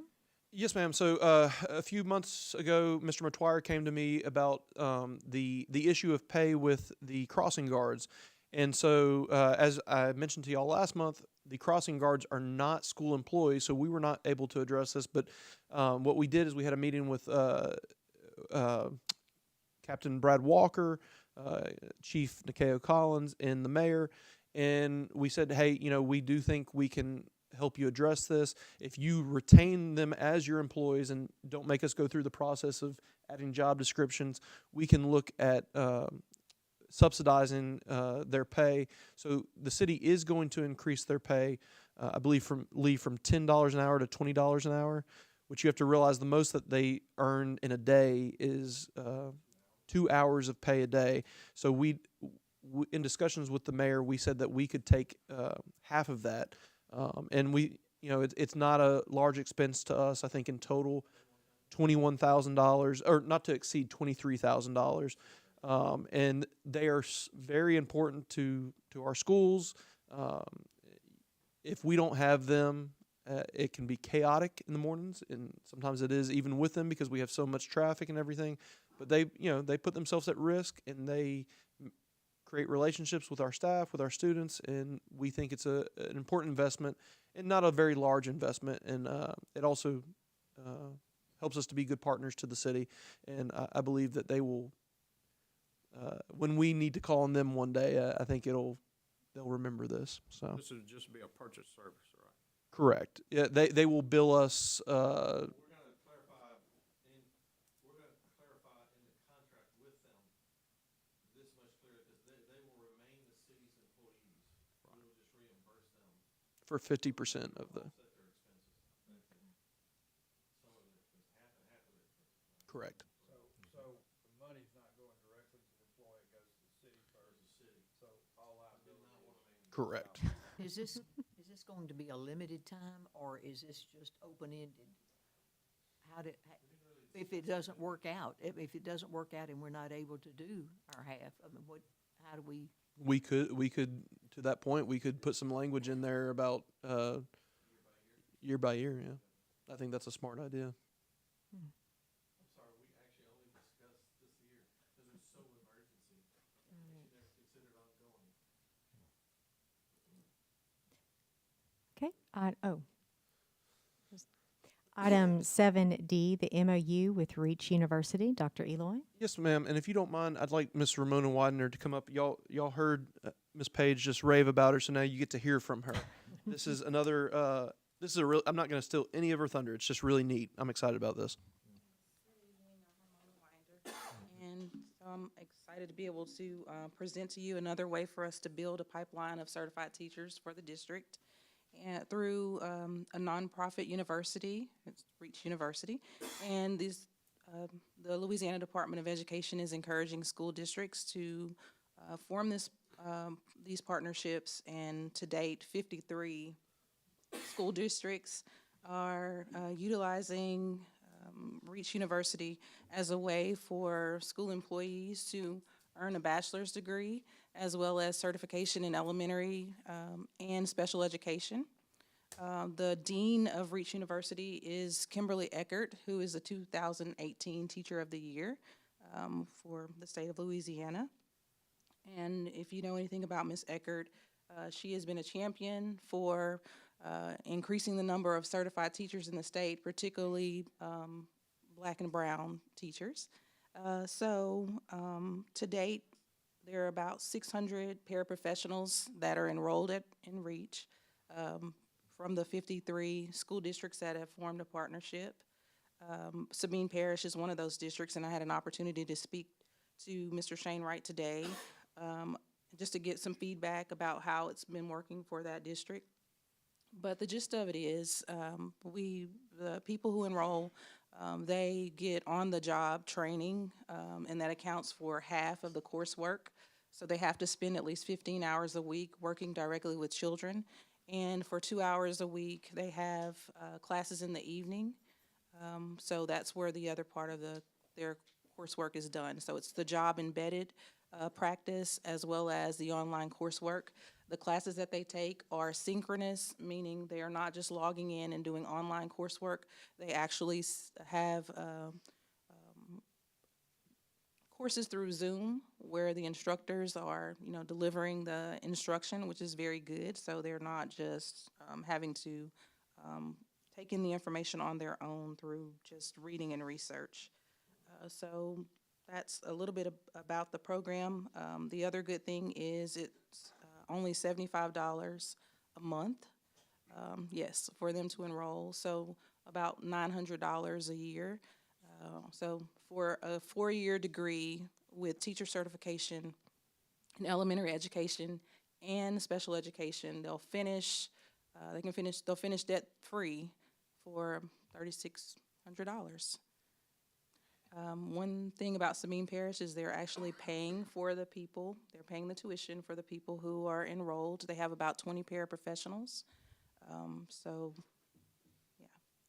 And we're hoping to be able to do the same thing. Maybe if I speak to Dr. Eloy, and I've already had a conversation about it, so I know he's committed to trying to find the money. But, yes, Ms. Broadway. Are they in the accreditation process? Reach University, they're accredited, yes.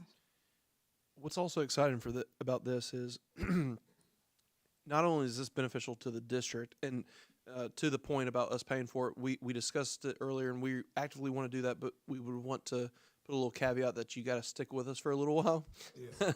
But the other piece is, this is life-changing for a paraprofessional. $3,600 for a college education in the year 2022. I mean, you have to go back about 50 years to match that, and for them to be able to they could be able to double, almost triple their salary, and get a degree in retirement. I mean, it would be amazing. So, I mean, when I saw this, I was like, oh my God, it's amazing. So. It's a nonprofit. This is a not-for-profit university, so it's not like they're trying to make money off the backs of these folks, which some of these programs do. This is 100% about moving the needle for teacher certification and improving people's lives. So. Yes. So do you all have any questions that you can think of? Well, probably one that you probably have is about the content area, because that was a question that I asked during the presentation. And as I said, it's now they only offer the certification for elementary, but they are going to build, on to, add on middle grades and secondary grades eventually. But if a person works toward, and once a person earns a degree, they can add on other content areas by taking practice exams. So, if there's a paraprofessional who enrolls in this program and they decide that they want to teach middle school, well, after they finish and they're certified in elementary, they can just take the middle school content exam and add on that content area. Same thing with secondary. So that's one of the questions that I. And I think that I you and had. I spoke that if the board lets us enter into this MOU, we would then have some meetings with interested paraprofessionals to give them all this information and get them set up. So And I've done our research, as I said, I spoke to Mr. Wright, and he just had positive things to say about the program and how it has gone so far. So when I looked at our personnel information, we currently have 27 tutors, so they would qualify too because they're already working in classrooms and with kids. And out of that group, about 5 of them already have a degree, so they would not qualify. If someone already has a bachelor's degree. And we have 31 paras, and out of that group, 4 of them already have at least a bachelor's degree, so they wouldn't qualify. So we have approximately 50 tutors and paraprofessionals that might qualify in our district. Yes. Yes, so they'll be working toward a bachelor's degree, and they'll be certified in elementary and special education. That's grades 1 through 5. Do you all have any other questions? Thank you very much. You're welcome. Thank you for Yes. listening. Yes. Item 7E, the NCHS homecoming update. That's Ms. Palmer.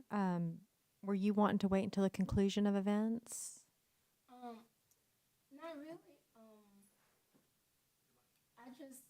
I wanted to bring it. I'm sorry.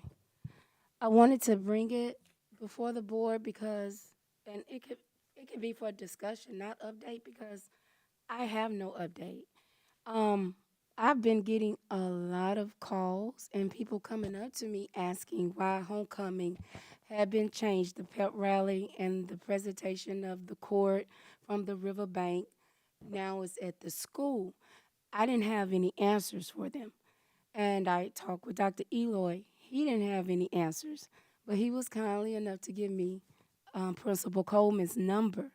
So I talked with Principal Coleman last Thursday, and I asked him the why, when, where, why was this changed? Because this is a major change for Natchitoches Central. We've been having that homecoming pep rally down on the riverbank for over 30 years. So I wanted to know why also because I'm an alumni. And the clearest answer I got from Principal Coleman was that he wanted to build the pride of the school and bringing it from the riverbank to the school, that would help,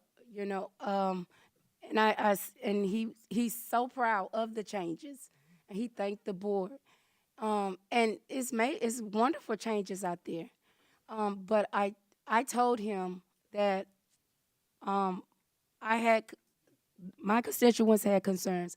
I have concerns that it's not ready for that type of event yet because of parking. But he assured me parking was not going to be a problem because Natchitoches Central has a big old parking lot. It does. But that same night, it was not being utilized. It was tons of cars parked on the highway that same night, last Thursday. And that's a concern I have. The track is not ready. So when the girls come out, they're going to be sitting on a track with just grass. And I'm not sure how it's laid out, but I told him that I felt like right now the riverbank would have been more appropriate because the school wasn't ready for that yet. And again, he's so proud of it, and we are too, but if it's not ready to have a football game on it yet, why is it ready to have a homecoming presentation on it? Yeah, I know they're having games. What? Junior high games. Yeah, I know they're having those type games, yeah. But at the same time, it's a major change for, I feel like, Natchitoches Central. And I just asked him to come because he could explain it better than I could why the change was made. I even, maybe it's money being saved. I don't know. I didn't get that answer. That's why I asked him to come here today. Also construction. I'm thinking of safety. It's still piles of dirt. You have cargo looking train cars still set up out there. Right now, I think it's premature to have it there. And, but the court is taking it in stride, and they are appreciative. And, they're gonna come down and be beautiful like they always are. But I just wanted to know also, just like, why wasn't it brought to the public? And maybe it may not be a big concern for people who didn't attend Negative Central, but homecoming the homecoming at home pep rally on the riverbank, it's a big deal. We've always done it. So that's why I asked him to come here and give answers. I feel like the public deserves that. For one, they're coming to me asking me questions, and I can't answer them. And they deserve a right to know. They have the right to know, and they deserve to know why. Who made the decision? When was the decision made? So that's why I put it on the agenda, and I specifically asked him, and he said that he thought the meeting would be on the 18th, and I did too, but it was today. And I would still love for him to come back next month and give the answers that I can't give to my constituents and to the girls' parents, and to the community. That is a major change for Negative Central. And I just feel like we should be able to know. So do you know where the parade is going to be? I think they're just gonna I asked them for a visual. I told them I'm visual, so I need a visual how it's gonna happen. And they're just gonna come down the side road by I guess the stands, and come to the field, and come to the 50-yard line dash and get out. I'm not sure. He's not, and in Coach Coleman's, Principal Coleman's defense, he's not sure either, because the court has teachers work with the court, so he's not sure either. Of how it's going to be done. But I just know that it's going to be a lot of people out there. And also, and I explained to him also that those young ladies, their parents, they spend a lot of money on shoes, clothes, for both events, the Thursday night and the game on Friday night. And just to be presented in that type of form and fashion, just put on the field, a grassy field, a messed up track like that, that's not presentable for them. So I just couldn't really. I didn't get clear answers. So that's why I asked Coach Coleman to come and give the answers. Maybe y'all know the answers. Are these parents? Yes.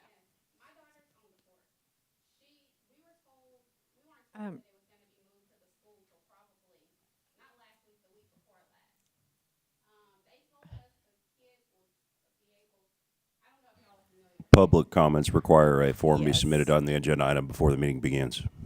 Yes, I'm sorry. We do require the form to be filled out prior to the start of the meeting. And if y'all would indulge me for a moment, me and Ms. Palmer have had several conversations about this, although I very much believe, and this is not a criticism of any sort, because I appreciate your passion and your chief spirit, because you are an alumni, as you have proudly told me numerous times, and as you are staring at me right now, I can appreciate. But I do think we need to be cognizant of this is very much a day-to-day operation item, in the sense that I will tell you, there are things that the community is going to disagree with schools and principals, especially, all the time. And I can totally understand where Mr. Coleman is coming from and also where Ms. Palmer is coming from. I just think we need to be aware that this is an item best utilized at the school level, and we may not get answers we agree with. It may be, you may leave that meeting saying, well, my goodness, we should have had it at the riverfront, or all those things. I just think we have to be aware that this body right here, and I don't think I'm telling y'all anything y'all don't know, we as a group don't necessarily have the ability to act on anything in regards to this because there's no policy item. And so I hope that the public doesn't think that we are able to change anything based on policy, because there is no policy about where homecoming is. Now, that being said, I think. But but why can't they get answers? Because I can't. Me as their board member, I can't give them answers. So that's why I asked him to come and do a presentation and give answers. I guess my only suggestion with that, because I don't think that's wrong, my only suggestion, would be for if the parents, and maybe they already did this, I don't know, and I don't want to get into the weeds too much, but if they have that issue, to call Principal Coleman and say, we would like to have a meeting.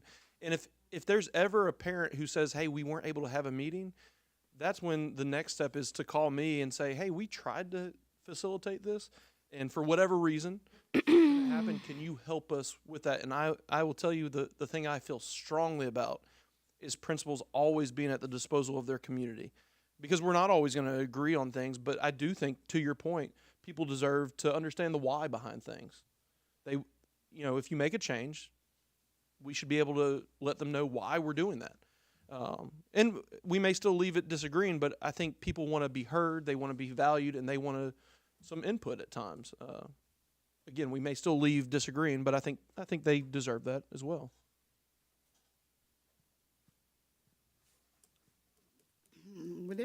She wasn't the only school board member that had questions asked about the change, and I wasn't able to answer the questions either. So when you make I just feel like it is day-to-day. If you say it's day-to-day, then we have to comply with that.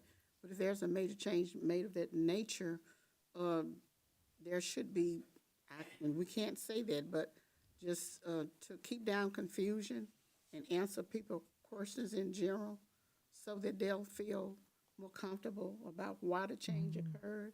There may be a public statement, just a suggestion, be made to answer that. Right, and we always talk about transparency. So right now, we're failing on transparency. So when y'all start talking about transparency, make it across the board for everything. And if it's just a simple change, why not put out a statement like Mrs. Dorothy said? Put out a statement. Be transparent about it. No, I That's think it. more communication is always better. Right. And I think schools, over communication is always the better option, because that way you can always say, hey, we did put out the statement. We did it 6 months ago, or we did it 3 months ago, whatever it was, and we explained all those things. So I 100%. Because people start speculating. I'm going to be honest, like I heard that the council made the decision. I heard all kind of stories. So then you got the community. There we go again. If you're not being open and honest about it and being transparent, then people are going to start speculating things. So, you have people thinking, oh, you got 70-some children making a decision for the senior class or for the school. Well, what else they're going to do? They're going to change graduation and he's just going to sign off on it. I mean, then you don't want to start the ball rolling on rumors and speculations if we're just being transparent. And I don't see anything wrong, thank you, about being transparent about that, because again, like I said, that's a 30-year tradition. So I don't feel like nothing's wrong. And I told them, I said, this could be a story. Nag Central changes their pep rally back to the field, back to the school. They changed the long-running tradition. That could have been a story in the paper. It could have been a headline. So if we're gonna keep it, if we're gonna keep the transparency for one thing, keep it for everything. And I think it's a good opportunity for, when those questions do come, to direct individuals to the principal, helping people to understand the proper chain of command. And so, if people do have questions and concerns about those changes, then they can reach out to the principal. And then, as Dr. Eloy mentioned, if they don't get some resolution on that end, then they can reach out to him. Because, I think a lot of the community, they assume y'all know everything going on day to day, and y'all don't. And so that's why I tell you, if you ever have a question, please just tell them to come to us. And Ms. Kanika usually has a stack of pink slips on my desk, and I can tell you every single one of them gets a call back. And if they don't get a call back that day, she can vouch for me, they get the next day. Because we're not perfect, but... And I'll be honest with you, no one reached out to me until you did, and I appreciate that you did, because I'm a stereotypical guy. I was like, why is homecoming an issue? And I apologize for that, because it is an issue. And I have 2 young girls, and I will realize that very soon and eat my words. But I didn't realize it until you brought it to me. So we need y'all to communicate to us so we can find out those issues and rectify them when we can, or get clarification when we can, and provide transparency where it needs to be. Let me clear something up right quick. I heard you say something about the counselors. It was said that the counselors were the ones. Student councils. Oh, student council. Okay. Council. No, not your wife. I was about to say, when I made an inquiry about it, she didn't know nothing about it. I just want to make sure. But, maybe, and that's just a suggestion, when you're making a major change of that magnitude, that the parents and the student body would have some input on what they feel about something, major changes like that. And I know the principal has the last say-so, and whatever committees are. But the school the school belongs to the community, right? It's the public school, right? Well, it does. I know he runs the school day-to-day operations, but at the end of the day, it's the public school. No, I agree, and I think that's where you try to get as much input as possible. But there are going to be decisions made that we all, Lord knows, even with us, there's decisions we'll make that people don't agree with us on. But I think and Mr. Benefield is laughing at me over here. I think he felt victimized by that statement. But anyways, I think we've come great strides in communication, but I think anytime we're criticized, it's going to be on we could have communicated more. And I take that personally, because that's where I try to pride myself in, but it's also where I have blinders at times, where I'm like, oh man, we could have communicated sooner, better, etc. And so something like this, it's a time where we can self-reflect and say, how could we have done this, communicated this in a better, more effective fashion? Exactly, yeah. Because this group, we did communicate, but this group didn't hear it. Why didn't they hear it? Well, because we only did it on Facebook, and they don't, things of that nature. I thought sometimes we'll get 200 shares on something on Facebook, and we communicated. Well, then there's a whole segment of the population that they're like, I don't go on Facebook. So all those things we can learn from and do better next time on, I think. But I will say this, I think Ms. Tankia is the most passionate chief in the city of Natchitoches. All right, Grant. Thank you. All right, that concludes the executive report. Got 2 of them going on. Somebody want them to leave.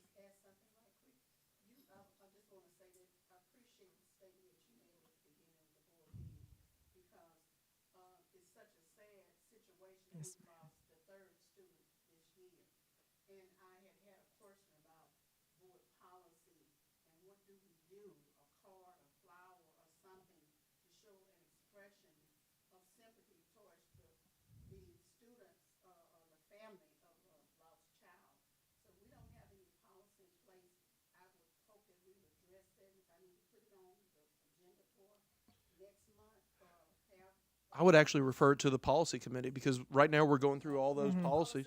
Yes, ma'am. Oh, yeah. There you go. You can refer it to yourself. Yes, ma'am. All right. Thank you, everyone. That concludes our committee meeting.